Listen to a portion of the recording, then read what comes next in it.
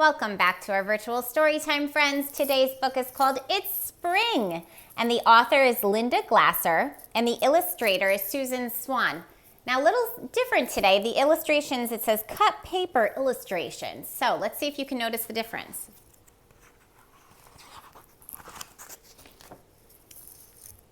I run outside in thin pants and short sleeves. No thick, heavy winter coat bundled around me. I skip and leap and I feel light and free. Fresh air rushes all over me. Creeks and streams are starting to flow. We hear the trickle of melting ice and snow. Then one day, pitter-patter, splitter-splatter, rain pours down. Creeks and streams rush and gush again. I dip my boot in a puddle just to see how deep it is. Swish, swish, watch this. Curse, splash, it's spring.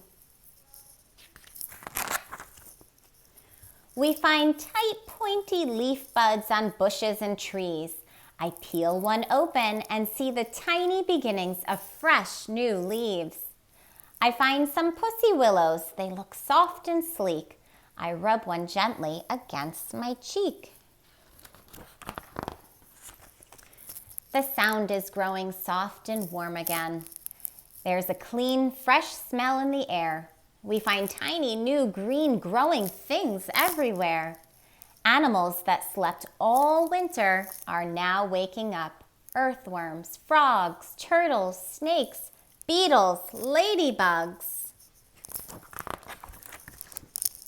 One day we spot a robin.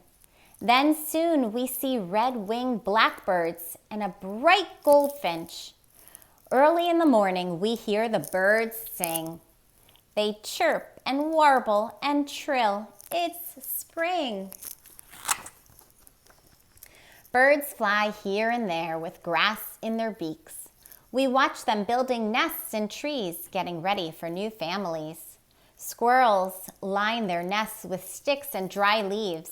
And here in this hole are new baby bunnies. Ducks quack to their ducklings and geese honk to their goslings, all soft and fuzzy and out for a swim. Day by day, I watch flower buds grow and swell. Soon they burst open into bright daffodils, so sunny and cheerful they make my heart sing. It's spring. Ferns uncurl, leaves unfurl. Tree branches that were bare now have tiny green leaves. It's time to plant seeds, corn, cucumbers, beans, peas, and my very own sunflower seeds.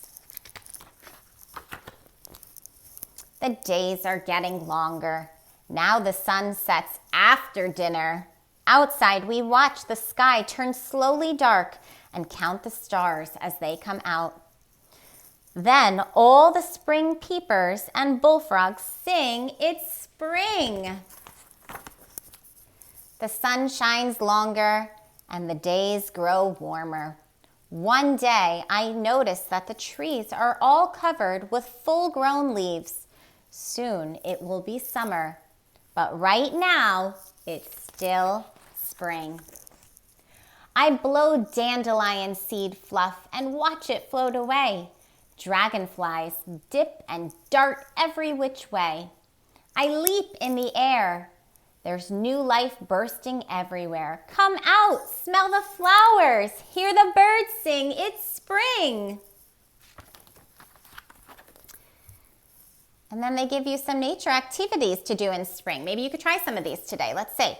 Watch birds flying around with dry grasses in their beak and see if you can spot one building a nest. Take the hair out of your hairbrush and put it outside for a bird to use to line its nest. If you find a nest where baby birds have hatched, watch how the parents care for them. But stay far enough away so you don't frighten or disturb them. Put up a bird feeder. Feed the birds. They can use the extra help in spring because very little food is left after winter, and there's not much ready to eat yet. Listen to birds singing. Try to identify some birds by their calls. See if you could find pictures of animals like snowshoe hares and watch their changing colors. Spring is the time their fur and feathers change from winter white to summer brown. Collect some earthworms. Put them in a large jar with moist, not wet, dirt. Wrap black construction paper around the jar, and each day unwrap the black paper and watch the earthworms tunneling. After a few days, put the earthworms back outside. Visit a stream with a grown-up and notice the ice melting. As the days grow warmer, you may see tadpoles. Collect a few in a jar filled with stream water. Watch them for a day, then return them back to the stream. At night, go to a pond or a stream with a grown-up and listen to the frogs singing. Plant a small tree this spring. Watch it grow year after year. And each year in the spring, take a picture of yourself next to the tree. Watch how both of you grow each year. On May Day, which is May 1st, coming up soon, fill a basket with flowers and a treat to eat. Ring a friend's doorbell and leave the May basket sitting there as a special surprise. Examine leaf buds closely through a magnifying glass. Carefully open one and see if you could find the tiny beginnings of leaves. Clip some pussy willow stalks. Put them in a vase without water. That way, they will stay just as they are. If you put them in a vase with water, you can watch them grow and change.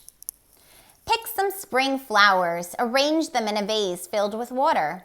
Make sure to ask a grown-up which flowers you may pick.